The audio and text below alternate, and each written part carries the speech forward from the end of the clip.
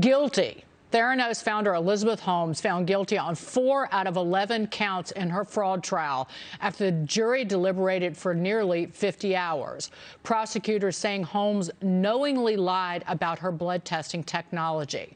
Quite frankly, from the very beginning. Joining me now, Marrone law firm, LLC trial and criminal defense attorney, Joseph Marrone.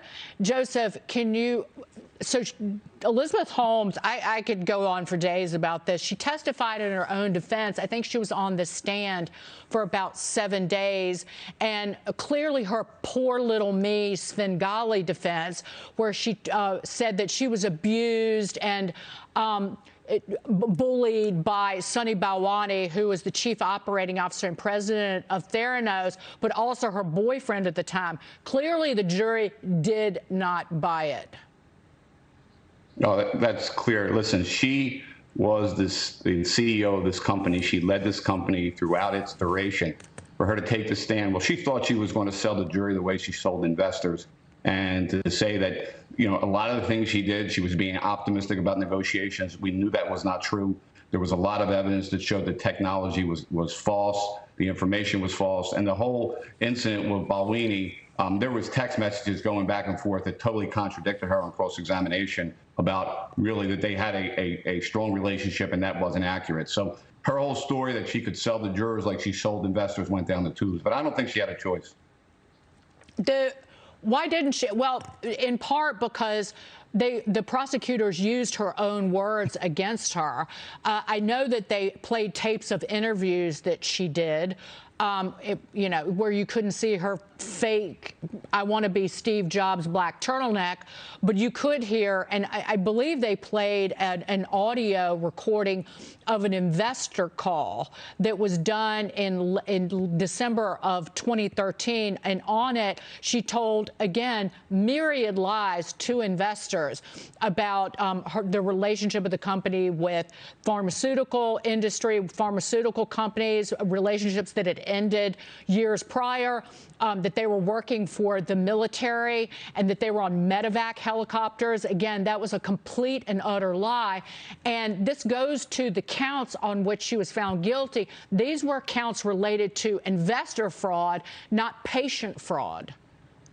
Yeah, well, that was the core of the case, right? The case was really driven by the government because they were concerned about investors, especially not only in this case, but in future cases where you get these executives in these startups that totally mislead investors. And when they do that, it allows people to walk themselves into the situation. There was overwhelming evidence in this case, but she had no choice at this point in time to testify because she was the leader. The jury's going to have to hear from her to acquit her. And the problem she had is there was just overwhelming evidence on cross-examination. Every time she told the story, they had a contradiction to undermine her. And the jury seen through that clearly, and that's why she was found guilty.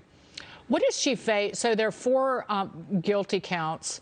I think there is 20 years for every count, but it's never that extensive. What do you think her sentencing actually looks like? How many years did she will definitely go away to prison? Is what we should point out. She's definitely going to prison. I think you have a 20-year maximum here. She's not going to get the 20 years, but she's going to get a significant sentence because you got to remember, here's the things they're going to weigh into this case. The amount of money that was in the fraud, which was in the hundreds of millions of dollars. She's probably going to get enhanced on leadership because she was the CEO, despite the fact she tried to sell it, that it was really the COO, her ex-boyfriend, who forced her into this through an abusive relationship. They're not going to buy that. And I think they're also going to try to send a message to the Silicon Valley community for startups, right? They don't want this behavior. This is what this whole case was about. So putting that package together. But the interesting factor, and here's where it goes, she was found guilty on a conspiracy count, and this so-called ex-boyfriend COO, he's coming up for trial next. So the question is, does she start to make a deal with the federal government to try to, get a break on her current case? And that's what I think is going to happen. I think she has no choice at this point in time, even though I think she stood her ground. But regardless of the case, she's going to get some significant time. Wait, explain that, though. So there were 3, she was charged with 9 counts of wire fraud, 2 counts of conspiracy to commit wire fraud. She was found guilty on 3 of the 9 fraud counts, 1 of the 2 conspiracy accounts. She was acquitted on 4 counts, but there were The jury failed to reach a verdict on 3 of the counts. Is that what you're talking about? So there are those 3 counts. The judge is expected those 3 counts, they were other counts, the fraud counts against investors. Right. There was 11 counts total. They were deadlocked. There's going to be a hearing in about a week as to whether or not they're going to retry on those counts. I don't think the government does that. I think they got what they wanted out of this case. I mean, they're only going to really sentence her on one of the counts, which is the fraud against the investors. The question is, she was found guilty on that conspiracy count, and I know Balwini's camp is concerned about that, and he was the CEO, so he was one layer removed from her. Do they need her testimony to convict him? And really, is that opportunity there for her, and does she take it? Because that would be an opportunity for her to get her sentence possibly reduced. But regardless, she was the CEO. She's going to be hit with leadership, and they're going to be very hard on her sentence. And also, what drives these sentences is the amount of money. You got to remember, the amount of money we're talking about is in the hundreds of millions of dollars. So that's going to weigh significant on what her sentence ultimately is, as we've seen in a lot of these other investor fraud cases, whether it was Enron, or whatever it was. This is where the way this thing works out.